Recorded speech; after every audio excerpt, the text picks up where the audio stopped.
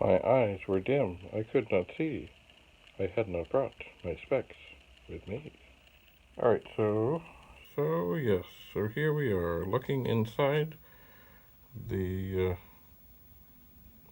where the video chip goes in the Commodore 64. I now have my glasses. I'm going to put this chip in and give it a try, and of course we will see that it makes no difference. Alright, the video chip is in. It is in the right configuration. I will turn on the power. It makes a refreshing little noise. But when we look at the monitor, we have nothing. So, onward in the diagnostic process we go. I have reinserted the Commodore 64 dead test cartridge, and I have turned it on. And I am looking at the screen, which sometimes does take a while to come up. And I see nothing. So, not surprising. We will carry on. Alright, so we are back to our test machine, using the same power supply, same video cable, and all that.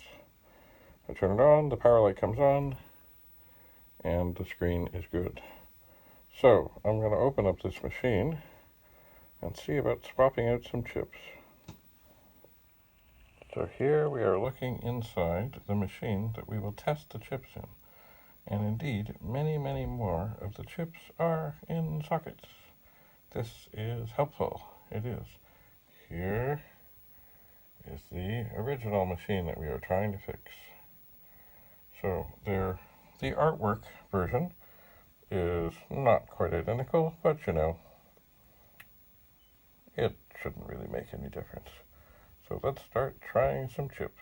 So I have taken the 6510 chip out, and the one we now see that I'm inspecting the pins on is the one from the machine that is dead. And the pins look okay. So we are going to insert and see what happens. So the 6510 chip has been installed. I will turn on this machine, and it still works. Excellent. Just before I do the SID chip, I'm going to I did put in the dead test cartridge. I'm going to apply power,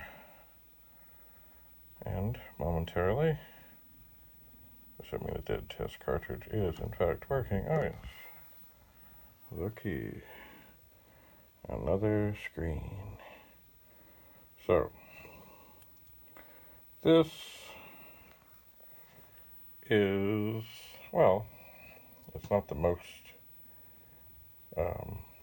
complete testing there is available, but it'll give me an idea. Also, I want to hear and make sure that the SID chip that is currently in this machine makes some noise, or it doesn't. I just want to know what's happening. I do. So, this is the dead test cartridge. I find it's somewhat helpful. Usually if a machine is dead, though, then the dead test cartridge does pretty much nothing. So as you see, it's checked 0 page, stack page, green RAM, color RAM.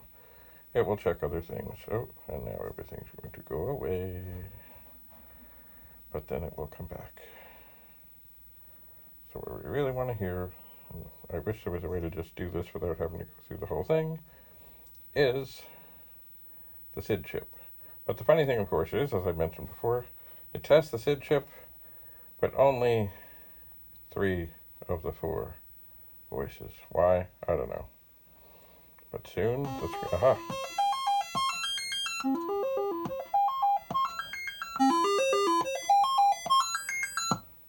Okay, so enough of that. Alright, so the SID chip from the broken machine is in. I'm going to apply power, and I'll get back to you. And now, as we look at the SID chip, we await to hear the sound.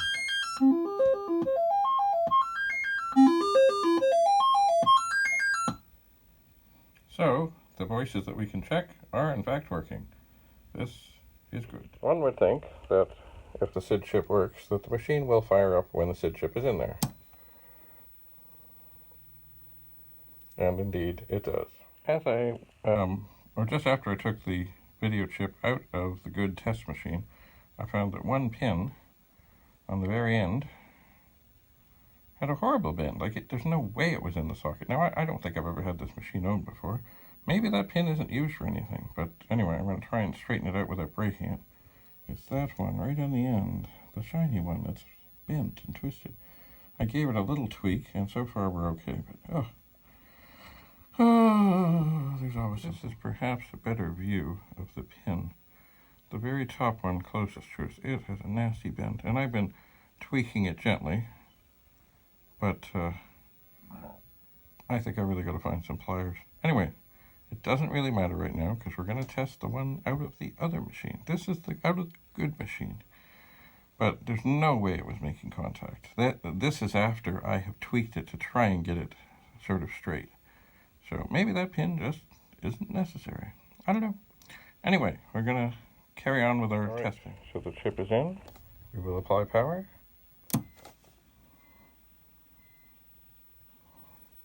And it works. This is good and bad, because we pretty much exhausted the chips in sockets. Pretty much. I shall pause. While we are here, let me direct you to the little potentiometer just beside the chip. Right there. That is, like, as I look at the screen, I know this is an older 64, it doesn't look really great. But what I have found with the VIC-20 is that if you tweak that, your video might improve. It might. You have to use a screwdriver. You should do it when the machine is off, of course. Anyway, keep that in mind. Hello. So I did tweak that potentiometer. I find it only goes 180 degrees. It's right now at its most counterclockwise position. And you know what? Really didn't make any difference.